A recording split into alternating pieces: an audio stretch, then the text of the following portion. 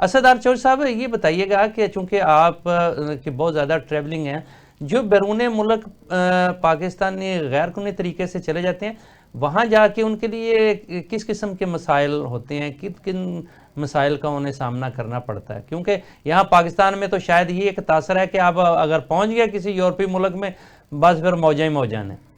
अच्छा, ये एक तासुर होता है कि जी अगर वहाँ से कोई लेटर आ जाएगा तो आपको जो है ना वो विजिट वीज़ा जो है ना वो हर सूरत में मिल जाएगा। एक ये पॉइंट बीच में मैं क्लियर कर दूं जी। कि बहुत सी गलत फहमी लोगों को होती है, वहाँ पे अपने दोस्तों को, रिश्तेदारों को, उनसे तवक्कात करते हैं कि जी ये लेटर दे देंगे। अगर उनके लेटर के ऊपर वीज़े लगने हो तो वो लोग जो वहाँ पे रहते हैं वो तो फिर दर्जनों लोगों को हर महीने बुला लिया करें ना, और सही। उनसे पैसा भी कमाया करें। तो एक तो ये चीज़ है। दूसरी जो चीज़ है कि वहाँ जाके जो मसाइल होते हैं, विजिट वीज़ा जो होता है वो एक विजिटर का स्टेटस होता है, जिस पे आप ना बैंक अकाउंट खोल सकते हैं, ना ड्राइविंग लाइसेंस ले सकते हैं, ना कोई घर किराए पे ले सकते हैं। आप गैर कानूनी तौर पे किसी के साथ बेड शेयरिंग तो कर सकते हैं, लेकिन ये कि आपकी ऑफिशियल कोई वहाँ पे इनकम किसी अकाउंट में नहीं आएगी, आपका हेल्थ कार्ड नहीं बनेगा, आपको कोई खुदा न खासा मसला बीमारी होती है आप हॉस्पिटल में जाके इलाज नहीं हासिल कर सकते। बच्चे आपके वो तो खैर बाद में लेके जाते हैं, लेकिन ये कि वो कोई एजुकेशन का सिलसिला नहीं हो सकता। लेकिन विजिट वीज़ा पे ये होता है कि आप मार्केट के बारे में आपको नो हाउ मिलती है, और उसके बाद ये कि आप अपना वहाँ पे कोई वर्क परमिट का इंतज़ाम जो है वो कर सकते हैं। लेकिन ये कि वर्क परमिट के लिए भी मैं लोगों को ये सजेस्ट करूँगा, मियाँ साहब, हर सूरत में जिस मुल्क में जाना हो वहाँ के देखें कि वहाँ पे कौन से हुनर जो है उनकी रिक्वायरमेंट है। उसके साथ साथ ये कि वहाँ की ज़ुबान को, बेसिक लैंग्वेज को ज़रूर सीखें। और वो बेसिक लैंग्वेज 4 महीने में इंसान को बहुत फ्लुएंट आ जाती है अगर वो कोर्सेज करे। और जो हुनर हैं वो देखें, अगर आप कोई बार्बर किसी शॉप पे चले जाए, 3 महीने का कोर्स कर लें, उनको आप पैसे दें, उनके साथ बात करें कि जी मैं आपको लाख रुपए देता हूँ, 2 लाख देता हूँ, आप मुझे 2 साल में मत सिखाएं, मुझे 3 महीने में सिखा दें, आप बार्बर बन जाएं। उसके अलावा कारपेंटर है, मैकेनिक है, इलेक्ट्रिशियन है, प्लम्बर्स हैं, ये वाले कोर्सेज करें। इनकी बाहर डिमांड है। नर्सेज की तो खैर हमेशा से पूरी दुनिया में बहुत डिमांड रही है, अमेरिका में है, कनाडा में है, ऑस्ट्रेलिया में। मैं कनाडा में खुद रहता हूँ तो मुझे पता है कि वहाँ पे कितनी नर्सेज की जो है वो इस वक्त डिमांड है, और पाकिस्तान जो है उसको, पाकिस्तान को भी शॉर्टेज है। तो ये कि अगर गवर्नमेंट जो है यहाँ पे ऐसे इदारे बनाए जो एक्रीडेटेड हों, उन ममालिक के म्यार के हिसाब से आप प्लम्बर, इलेक्ट्रिशियन, कारपेंटर, मैकेनिक्स, उसके अलावा बार्बर्स या नर्सेज या दूसरे जो हुनरमंद अफराद हैं उनको तैयार करें, और साथ में उनको बेसिक लैंग्वेज सिखाएं।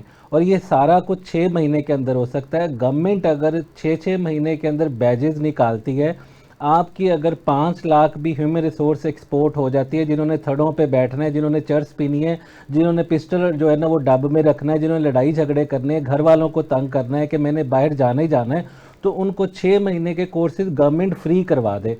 वो लोग जाके आपका सरमाया बन जाएंगे, सारी ज़िंदगी पाकिस्तान को ज़र मुबादला भेजेंगे। 50 लाख की आपकी आबादी बढ़ रही है, ना आपका कोई ब्रेन ड्रेन हो रहा है, क्योंकि ये जो क्लास है ना ये होती है अमूमन जो मैट्रिक या इंटर करती है, और जी। इनके माइंड सेट ये होता है कि जी मैं बाहर जाना ही जाना है, मेरा जो है ना फलाना रिश्तेदार गया हुआ है तो मैंने जाना ही जाना है। हमारे मंडी बहावुद्दीन में, गुजरात में, इस रीजन के अंदर तो स्कूलों में मास्टर्स को कह रहे होते हैं कि मैंने 10 जमातें पढ़नी है तो फिर मैंने बाहर चले जाना है, तो मुझे इतना ना पढ़ाई का मसला शौक है, ना मुझे नंबरों का इतना कोई टेंशन है, मैंने तो बस 10 जमातें पढ़नी है। तो ये वो लोग हैं जिनको अभी तक आपने स्किल्ड नहीं किया। अगर स्किल्ड कर देंगे तो पाकिस्तान की जो लोकल इंडस्ट्री है उसके भी ये काम आ सकेंगे। यहाँ पे भी आपको जो है वो हुनरमंद अफराद मिलेंगे। पाकिस्तान के पास ट्रेंड स्टाफ यहाँ पे नहीं है। फैसलाबाद शहर के लिए आपको हुनरमंद अफरादी कुव्वत चाहिए, सियालकोट शहर के लिए चाहिए, लाहौर कराची के लिए चाहिए। आपको ठीक। अच्छा जो है वो ड्राइवर नहीं मिलता, आपको अच्छा कुक नहीं मिलता, ट्रेंड ये सारे मैनर्स, उसके अलावा जो ज़ुबान या सारी चीज़ें तो ये सिखाएं। और मेरा ख्याल है कि आप काफ़ी ज़्यादा इस चीज़ को अपने एडवांटेज में कन्वर्ट ठीक कर ठीक सकते हैं। ठीक जी। शफकत खटाना साहब, मैंने भी 5-6 मुल्क विजिट किए यूरोप के, तो मुझे वहाँ जो पाकिस्तानी ऐसे खास करके लोग मिले जो गैर कानूनी तरीके से वहाँ गए होते, उनकी हालत ज़ार देखकर वाकई बहुत अफसोस हुआ कि उनके घर वाले समझते हैं कि शायद हमारा बच्चा जो है वो यूरोप पहुंच गया है और वहाँ से शायद दरख्तों पर पैसे लगे हुए हैं और वो तोड़ तोड़ के हमें भिजवाएगा, जबकि उनकी हालत ये होती है कि उनसे वहाँ बोतलें इकट्ठी करवाई जाती हैं और उनको जो है जिस किस्म के हालात में रखा जाता है वो वाकई तरस आता है उन पर। तो थोड़ा सा ये बताइएगा कि अगर अगर कोई गैर कानूनी तौर पर पहुंच भी जाता है तो उसके लिए कितना मुश्किल काम है एडजस्ट होना।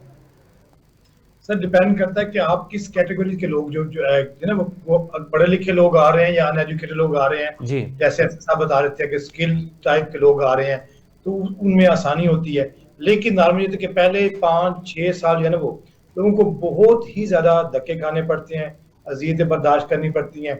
आप लोगों से लोग आपको मिस यूज करते हैं। जहां आप काम करते हैं, आप 12-12 14-14 घंटे काम करते हैं और आपको बड़ी मुश्किल से 2 घंटे की 3 घंटे की सैलरी मिलती है, वो भी बड़ी मिन्नते तरले करके। जी जो लोग वर्क परमिट पे आते हैं यूरोप में, तो उनको अपने ही बंदे बहुत यूज करते हैं। आपकी फिक्स सैलरी होती है, आपको काम सैलरी कम पे करते हैं, काम आपको 24 घंटे आपसे कराते हैं। जी उसके अलावा जो है क्या कहते हैं, वो लोगों को वीजा मिलने में, रेजिडेंसी मिलने में बहुत टाइम लग जाता है। ठीक वो उतना अरसा वो बहुत ही क्या कहते हैं ना, वो मिस यूज होते हैं। और उसके अलावा यह है कि कुछ लोगों के वीजे बेचारों के नहीं मिलते, तो वो डिप्रेशन में होते हैं। कुछ लोग फैमिली के साथ भी आ जाते हैं। बहुत सारे लोग मैं मिलता हूँ जो डिपोर्ट हो जाते हैं यहाँ पे यूरोपियन कंट्रीज में, तो उनके लिए ऑफ कोर्स आसान नहीं होता।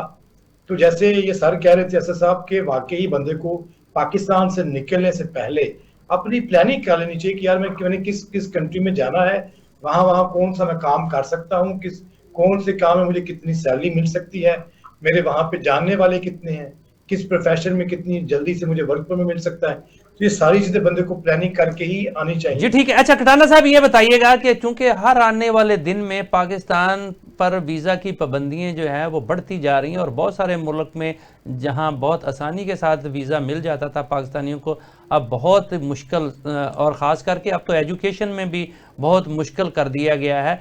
क्या वजह क्या है इसकी और इसको हुकूमती सतह पर आसान बनाने के लिए क्या कुछ किया जा सकता है? हुकूमती तौर पे यही है कि हुकूमत जो है, गवर्नमेंट दूसरे कंट्री के साथ अपनी डिस्कशन रखे, उनके साथ निगोशिएशन करे, उनसे साथ मिले। जैसे मैं एक एग्जांपल हूँ कि स्वीडन में जब नर्सेज की कमी थी यहाँ पे कुछ साल पहले, जी तो यहाँ की गवर्नमेंट ने, जर्मनी की जो गवर्नमेंट है वहां से उनसे रब्ता किया और कहा कि आपके पास नर्सेज ज्यादा हैं या प्रोवाइड कर सकते हैं। तो उन्होंने उस मुल्क से वहीं पे बैठ के लोगों को ट्रेनिंग दी कि सैकड़ों जो नर्सेज हैं उनको जर्मनी में बैठ कर ट्रेनिंग दी और स्वीडिश लैंग्वेज वहां पे सिखाई। वो लैंग्वेज सीख के उनको वहां पे यहाँ पे आकर उन्होंने कहा 6 महीने का कोर्सेज दिया ठीक जर्मनी में, और वो सीख के यहाँ पे आकर वो काम कर रही हैं। इस तरह की सोल्यूशन जो है वो पाकिस्तानी गवर्नमेंट को भी ढूंढनी पड़ेगी कि कौन कौन से मुल्क में किस टाइप की लेबर चाहिए, उस कंट्री से अग्रीमेंट की जाए और फिर अपने ही मुल्क में उनको क्या कहते हैं ना, वो एजुकेट किया जाए। आजकल पाकिस्तान जो है वो आईटी में बहुत ही ना ब्लूमिंग कर रहा है, बहुत आगे बढ़ रहा है। जी तो आईटी में पूरे यूरोप में, पूरी दुनिया में बहुत डिमांड होगी। आईटी के जो लेबर है, स्किल लेबर जो है वो उसकी डिमांड होगी। लेकिन पाकिस्तान की ये प्रॉब्लम है कि पाकिस्तानी जो आईटी वर्कर्स होते हैं, जो स्पेशलिस्ट होते हैं, वो जो अपने काम को सीरियस नहीं लेते, टाइम पे वो प्रोडक्ट को खत्म करके प्रोवाइड नहीं करते, तो इससे जो आपके जो क्लाइंट्स हैं वो आपसे नाराज होते हैं जी और ठीक है आपको नहीं मिलती। जी।